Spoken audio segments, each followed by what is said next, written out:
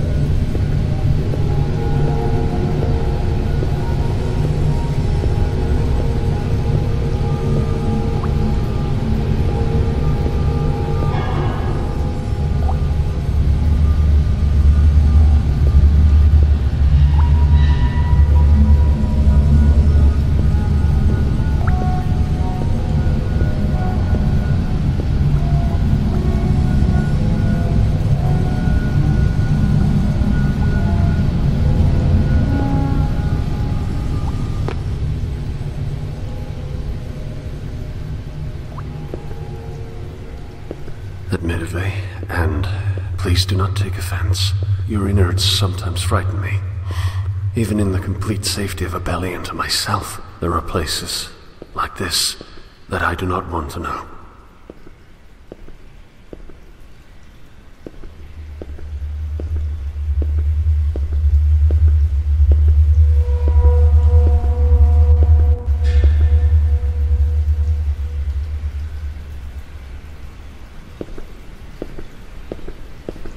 I wonder if the dwellers would cluster together like rats if they really understood the true value of isolation. All of their pathetic little wars and ridiculous assumptions of superiority would be washed away if they all had their own private labyrinths to roam around in. Granted, they could never understand the importance of the individual, the megalomania of justice in the guild, order, and, yes, even the unknowing. It's far too strong. There really is no point in even attempting dialogue.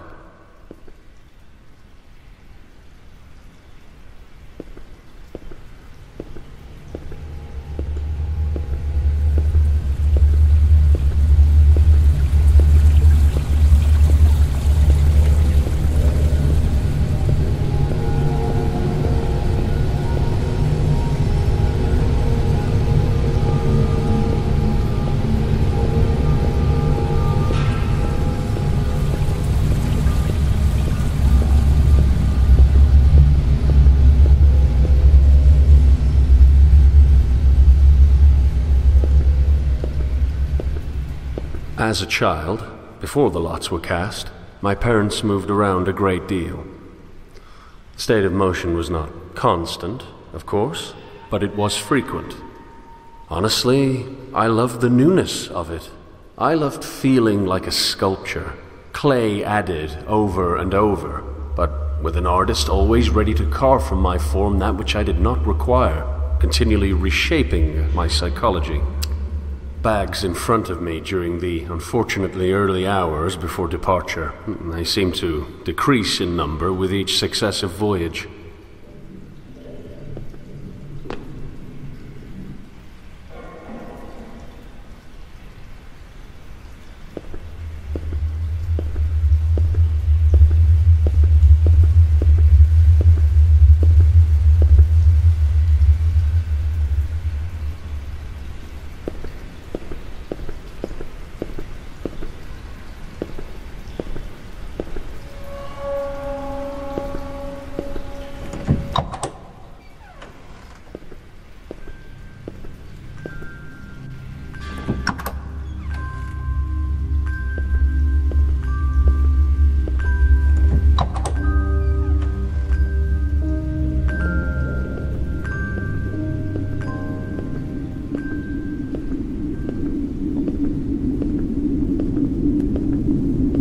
shouldn't be here.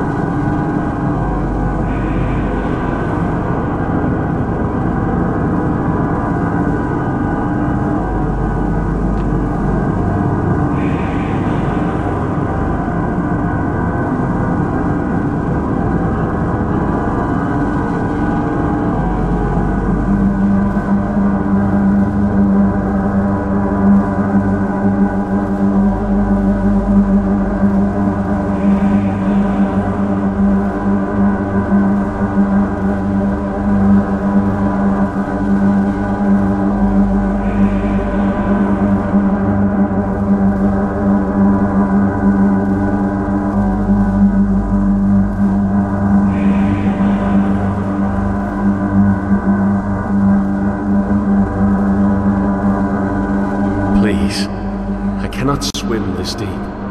Let me out. Please.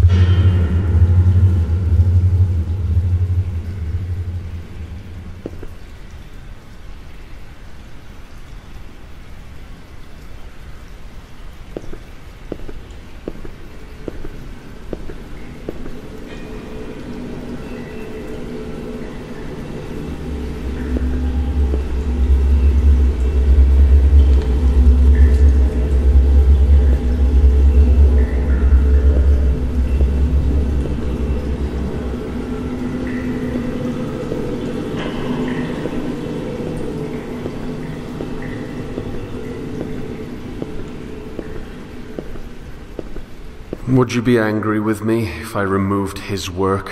I'm not exactly a fan. Before I assumed this portion of your stomach, he existed as a parasite, eating away at your flesh before making his escape. I'm told that he refused to accept the sustenance you haul in from the outside. Some say he went insane after attempting to live off of the unclean water. Poor fool.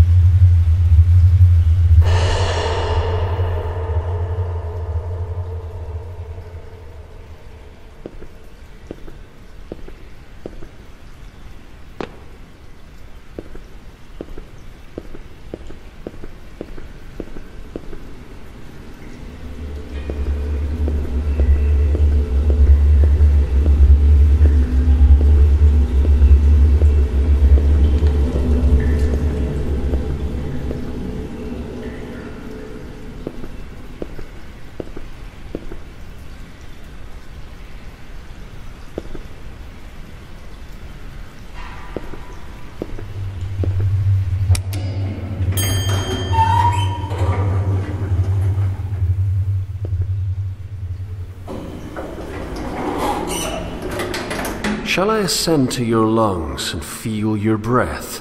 I think that would be lovely.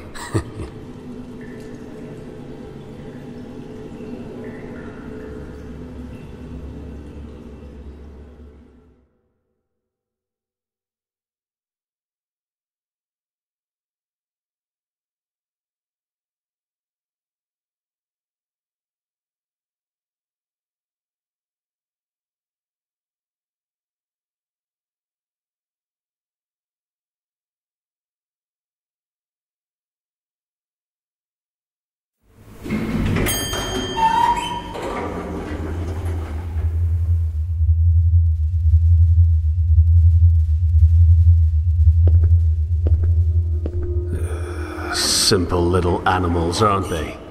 Filthy, no doubt, but can you really blame them? I suppose that if I were to hate them for their nature, I would be just as filthy.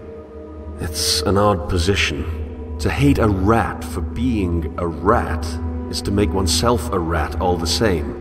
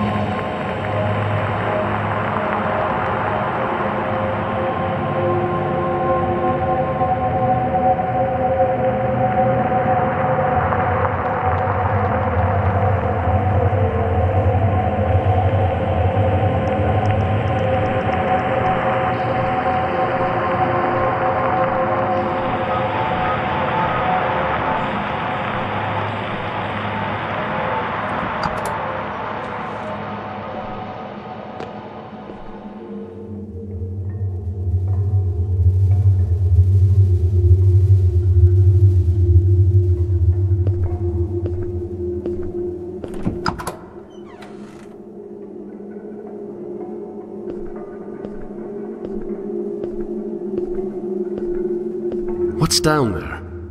No one ever told me. Not that I know anyone. Apparently, after the Guild took this area from the Order, they felt the need to block off the tunnel leading to an access point dumping into the unclean water. Everyone knows not to drink it, so why block the path?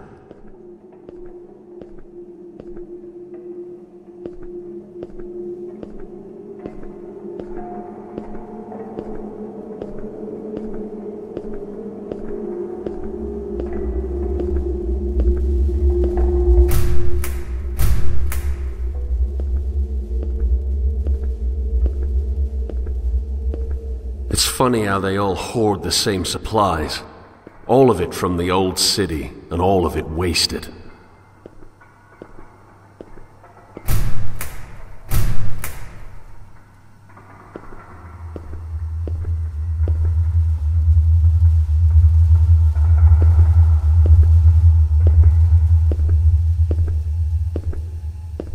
Would you grant me another ascent?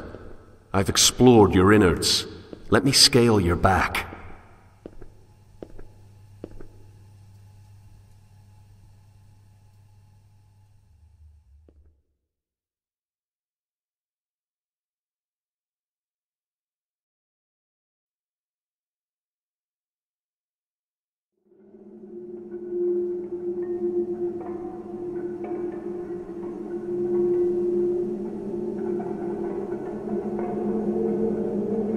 It's always struck me as odd that evil is never self-aware.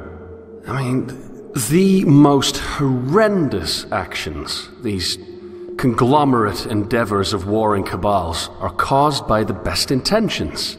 So all that's left is this grand suspicion of idiocy. Good intentions are moot under the control of a ludicrously stupid idea. But my contribution is hardly an appropriate contrast. I would like to argue that my contribution is non-existent, and thus superior to their negative impact. But the truth is, we're all infinitely terrible for not contributing at all, be it through neutrality or detriment.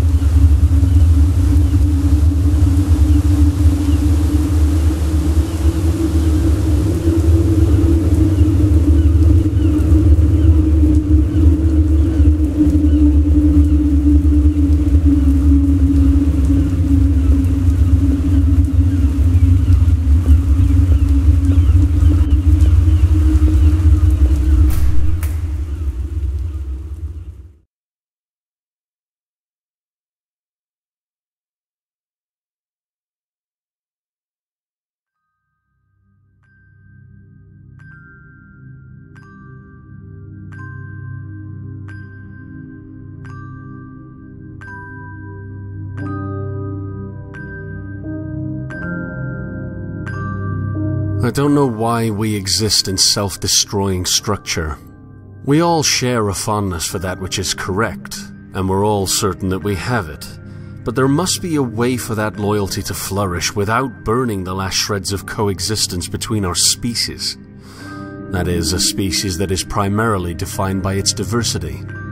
I don't know if I'm arrogant for assuming that my desire for progress is any indication of my task as a catalyst, but I tried to find Tarshish already. Only in my attempted escape did you find me, and I do not believe that you found me without reason.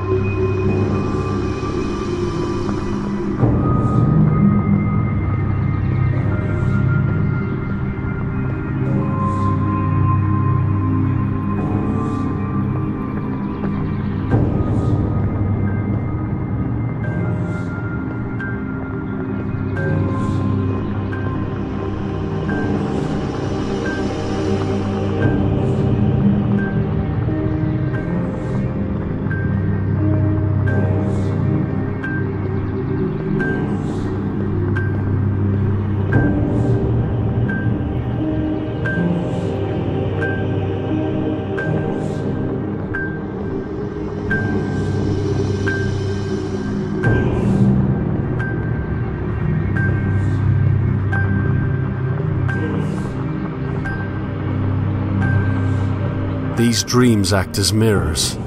Like passive portraits of the complexities of the human mind, they paint self, just as ideas paint the universe. Dreams truly are the most honest form of introspection, even if I can only use them as an escape.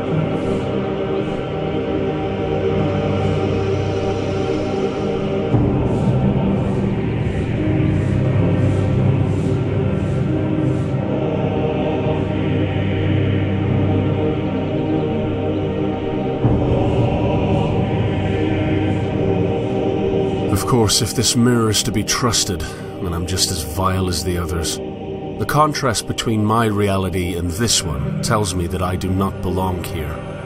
The only thing I have that they do not is a fondness for this new world.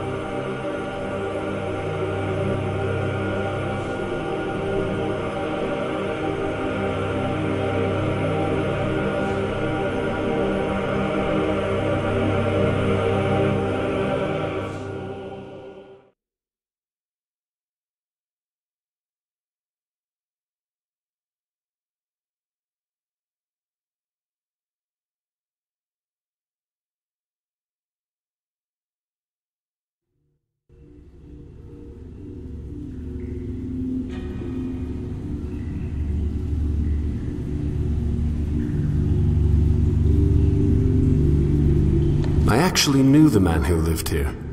I believe his name was Solomon, though he insisted that the matter was irrelevant. During the few times we spoke, he seemed ungrateful to the point of mental masochism. He would consistently act as though you have somehow maliciously trapped him within your confines, to limit what can be done with the outside. I, of course, know you better. You and I have a special relationship.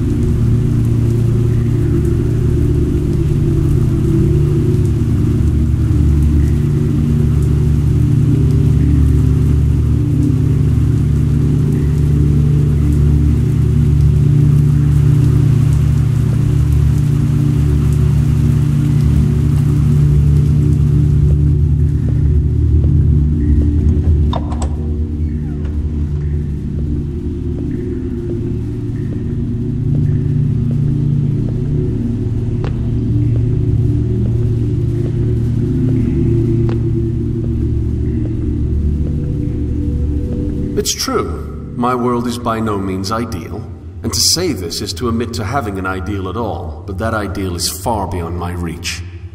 I dream of worlds where humanity ceases to fight over what they're certain of, but those worlds are not a reality. Truth must be compatible with itself.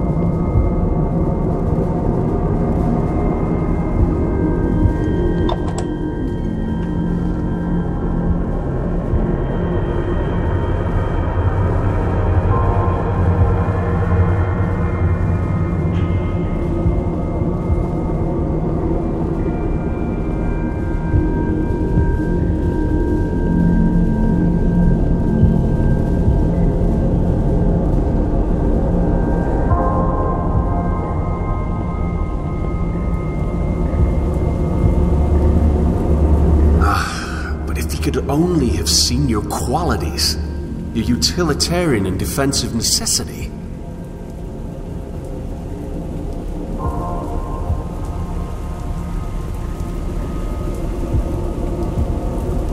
He told me that his parents had an identical method of teaching. They presented him with didactic emptiness, interest's playground. Neither of us had any traditional schooling, so all that existed was a great unknown. Our current libraries are nothing compared to the sea of voices encapsulated in the records of old.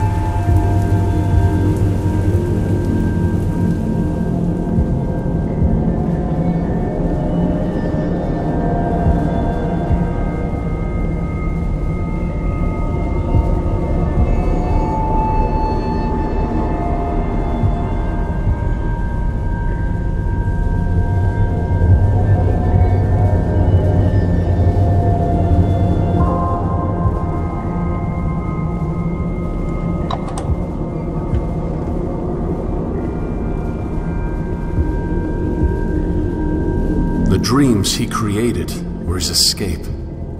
I often feel as though they can only function as such. They have a marginal effect, yes, but the required time for any real impact is far too great. Dreams that contribute are a grain of sand on a shoreline far away from here, and Tarshish feels much closer.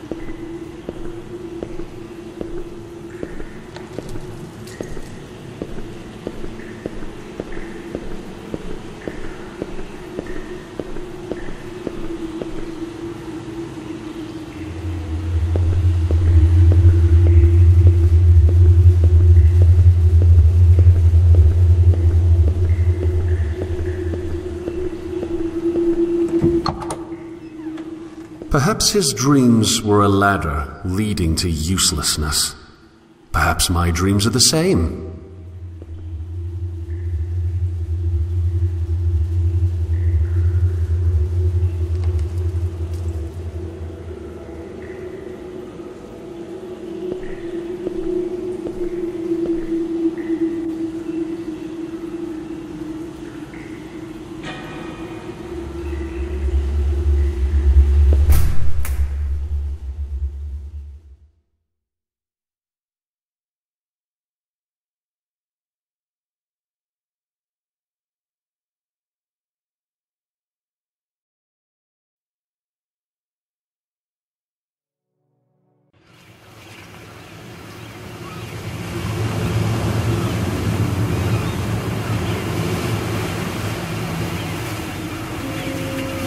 How much do you know of the old world?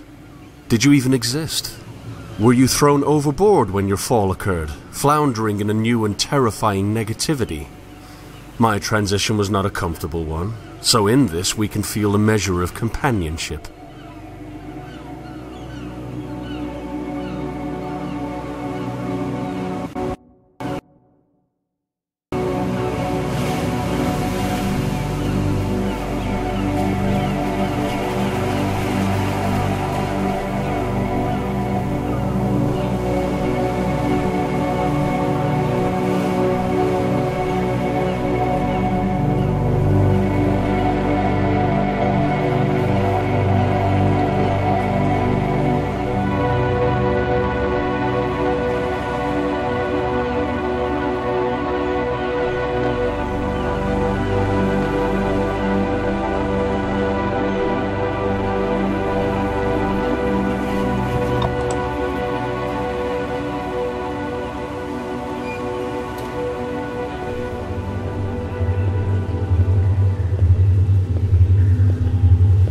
Books on top of books on top of books. Voices creeping in from the vasts of a larger and more ancient world, now trapped in the claustrophobia of narrow minds and cold halls.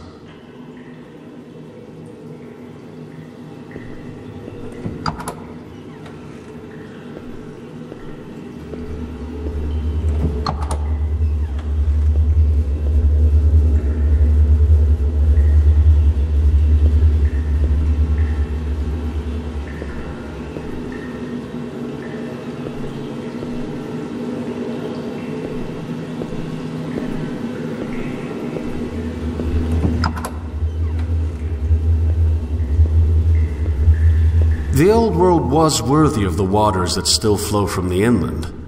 These green pipes that provide us with the basic sustenance we need for a pointless existence are nothing but charitable structures for an already stagnant populace. In this sense, our ideas never change because we rejected the source for its fruits.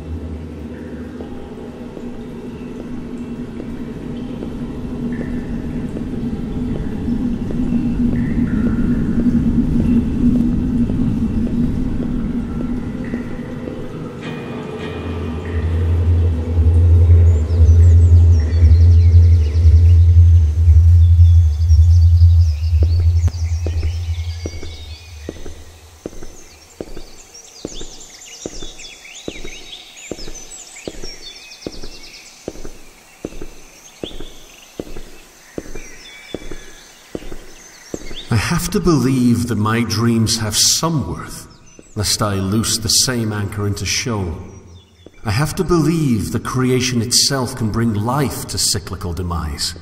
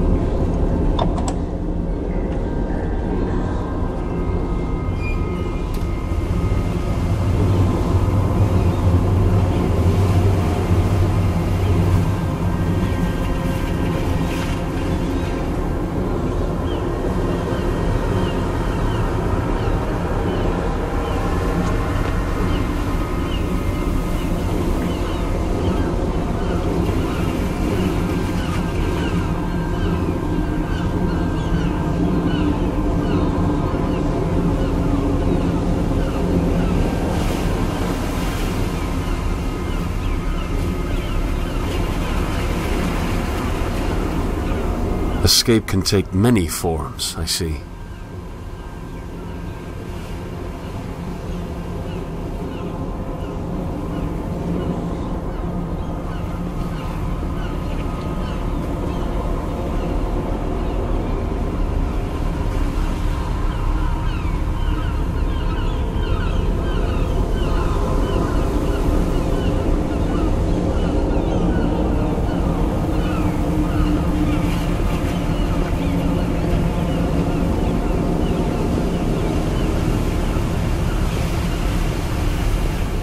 They all do the same thing.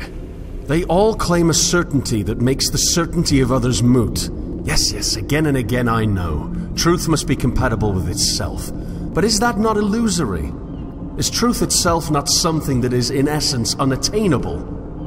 My realism's present, but so are my dreams. And to claim otherwise is a dream all the same. It's as if they have dreamt of a world without dreams. It's as if their world is one in which truth has revealed itself in an anthropomorphic turn, allowing us all to see it clearly and grasp it amidst the darkness. Sad, yes, that we all see a different beacon. Now, all I see is void, and I do not know what's left other than to give up and stagnate in your belly. I may not have their full sense of certainty, but as of now, I cannot present an alternative. Truth must be compatible with itself, but that is irrelevant when truth is outside our reach. Onward with conflict, then, and onward with my labyrinth.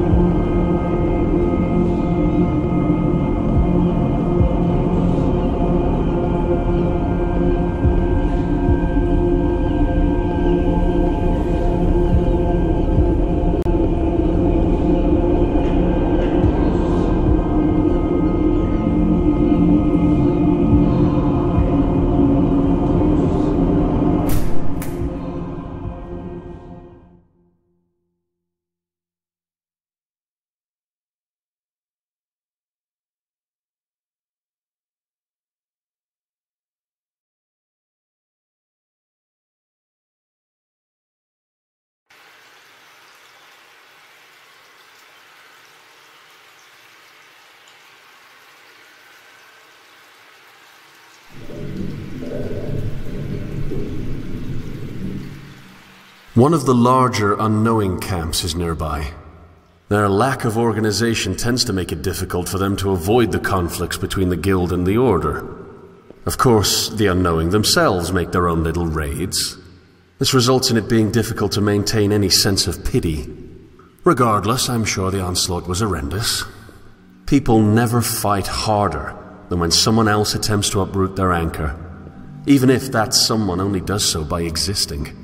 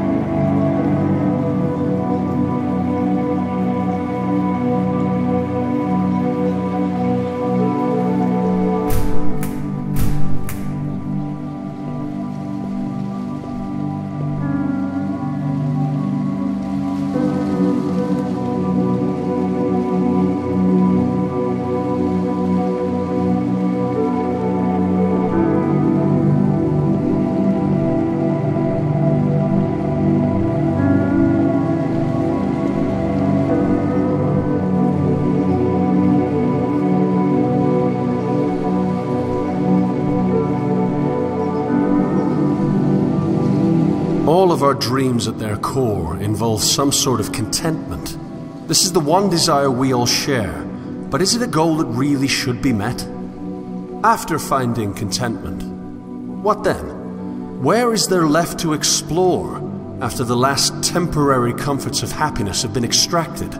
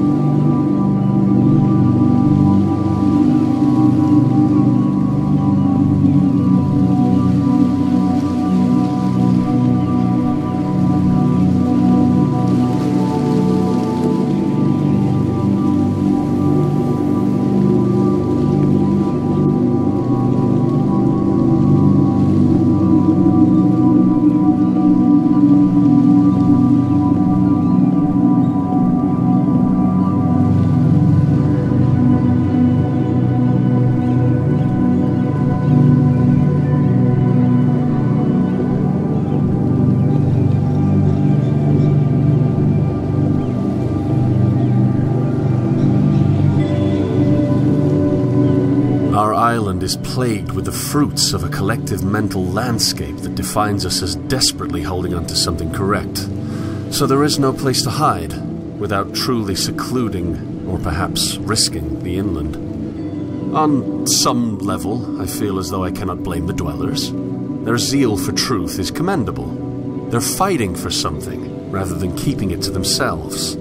They're acting instead of hiding. Still, must cruelty be the manifestation of certainty? If only truth did not need to be compatible with itself. If only we didn't need an anchor to be right. If only we could sail instead of collecting dust on the memories of voyages past.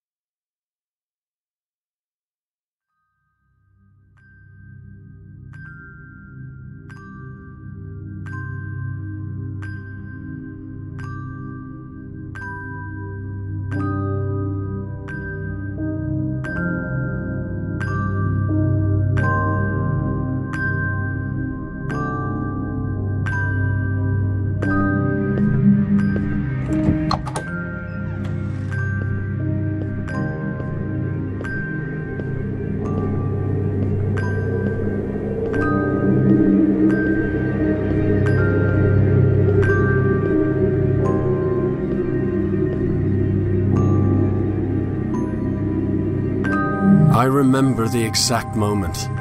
I remember the slight touch of ocean air passing over my skin as I stared aimlessly into the afternoon sky. It's interesting how, though generally more depressing, I actually preferred a cloudy sky to a clear one. Two vast expanses of blue separated do not have that quality of diversity that a more speckled display boasts. This is not to say that a cloudy sky is wholly unfortunate, because there were moments amidst the grey that I learned to dwell in. I learned to live in the moments where the heavens would tear through the sky as if digging through dirt, creating little bursts of pastel light in the otherwise desaturated gloom. It's as if clouds are nothing but a frame. I wonder if without them, happiness would turn into a flat portrait of stagnation.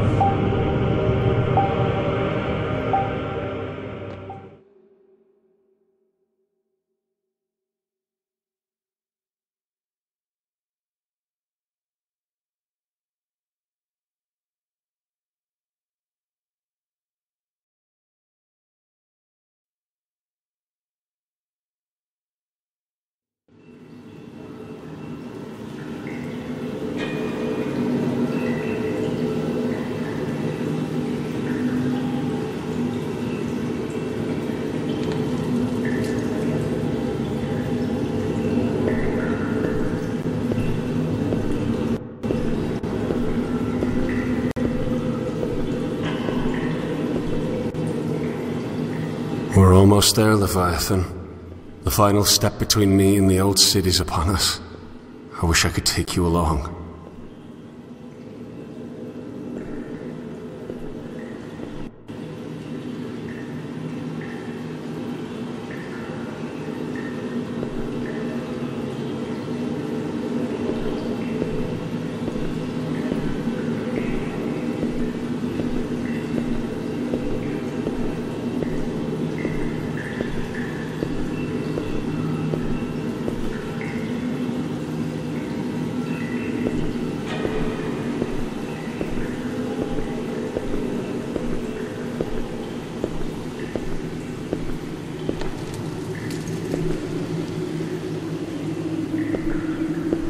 Will you remember me?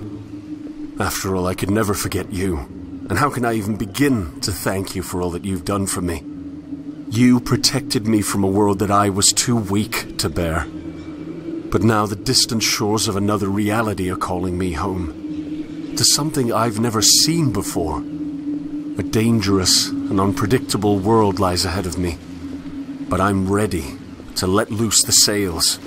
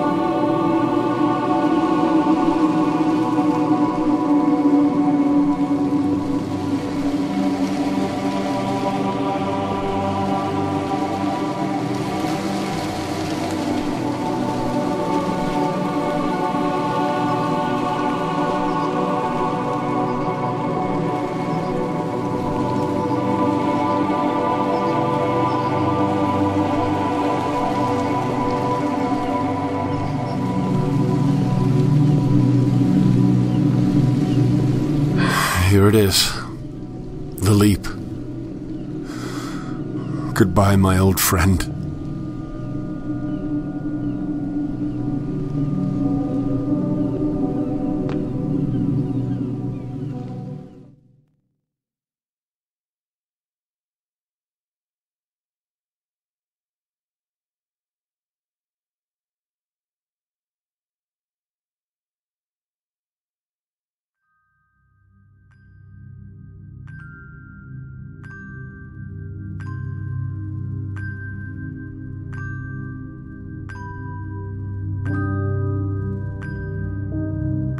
If this final dream before the new is to be trusted, then all life follows the pattern of broken progression. Some call it redemptive history, still others call it galvanization, yet the trajectory is undoubtedly the same. We exist on a familiar shoreline, with the waters lapping at our feet. We look back and see an explored and thus frozen world. Then, as if subconsciously recognizing the need for change, we dive into a prison of even further inactivity. My prison was my only friend, it seems, but even he saw fit to spit me upon a new shore.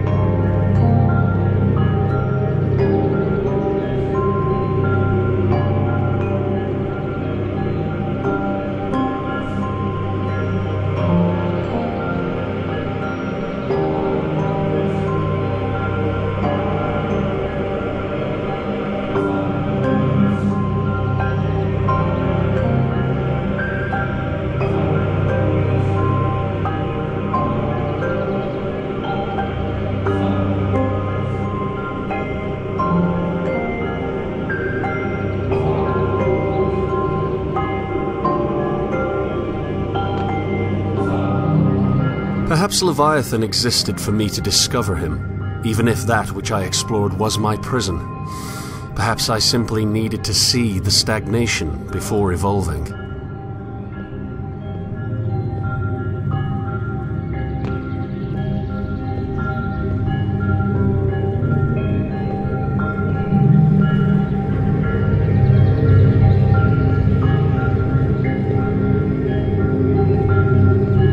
When I was a child, I was given a rowboat. I wanted to sail, so the universe built me a galleon. How unfortunate that, when I got older, I no longer wished to explore.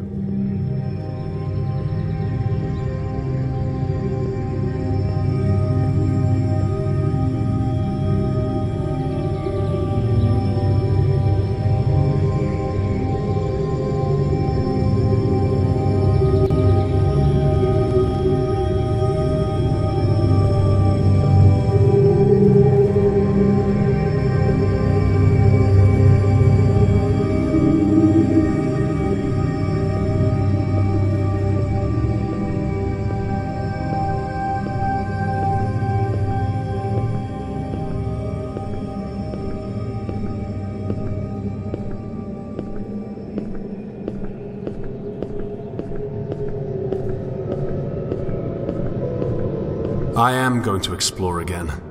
I'm going to board my vessel and sail into an unknown world to dream all the more. I'll leave this dream behind to feel the sand of other shores in my hand and let it loose as I travel inward towards newness. First, however, I'll make one last dive into abyss.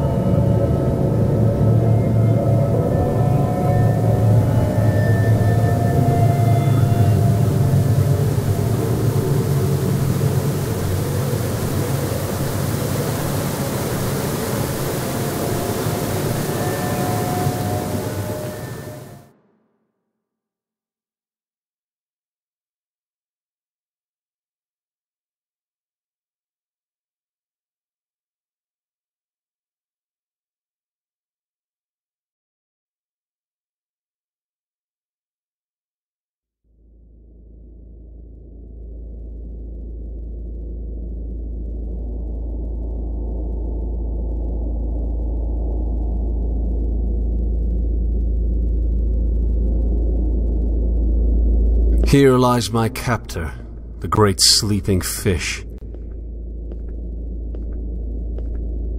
My foundation's been disintegrated. I'm left with nothing but void. However, the baby of belief need not be thrown out with the bathwater of certainty. An assertion from an assumption is still an assertion, making any deduction from that foundation subject to critique. I may not be able to deduce from a place that I know to be true, but that which I deduce from my dreams must still be compatible with itself.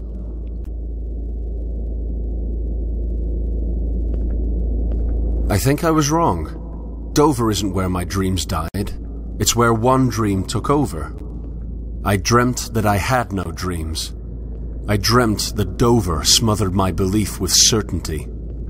In truth, a truth that I cannot know, Dover ran red. The dream of realism created a monopoly of comfortable stagnation that held me hostage until I could do nothing but cling to Leviathan's innards for safety. My belief was not truly killed, it was captured. One belief was deemed more true than another, and I convinced myself that I was correct. I convinced myself that I could be correct. What if this dream's monopoly was disintegrated?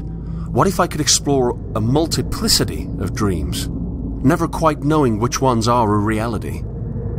Truth must be compatible with itself, but what happens when truth is unattainable?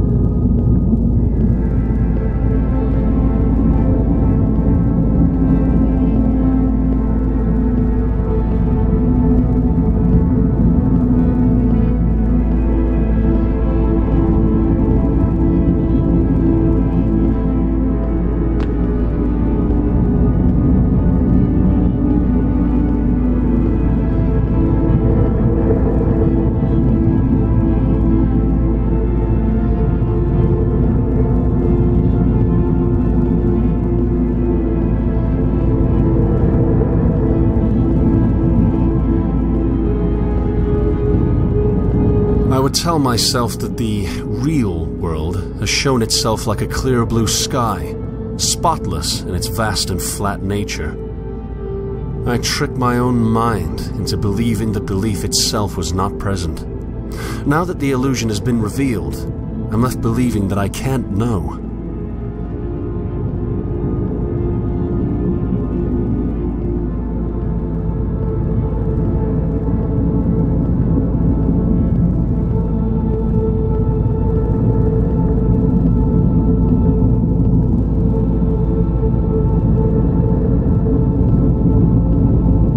Truth must be compatible with itself based on a starting point I can't prove.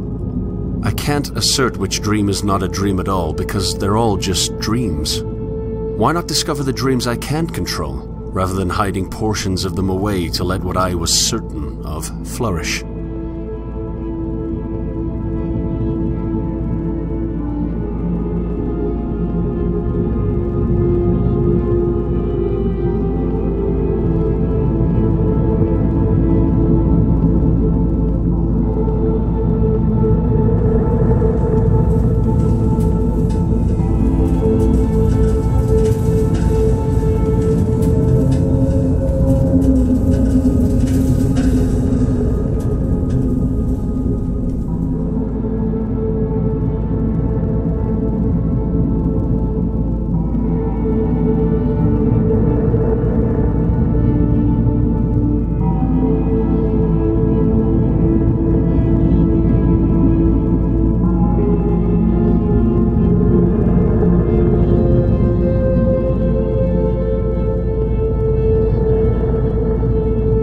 One last look at my cage. One last dive into the abyss of negativity.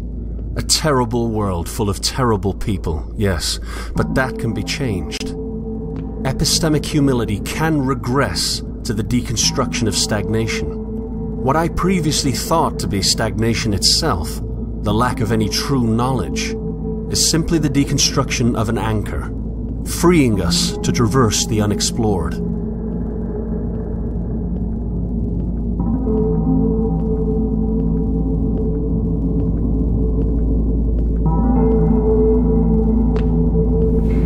I swam the depths. I confronted the bottom of the redemptive checkmark. I was far more negative than those who still cling to certainty, but that's part of the progression. It's part of the broken progression. In this respect, we cannot improve without first deconstructing. Now, all that's left is to rise to the surface, board my vessel, and set sail for a new and terrifyingly uncertain world. The Old City has called, and I wish that more would have the bravery to join me on my journey.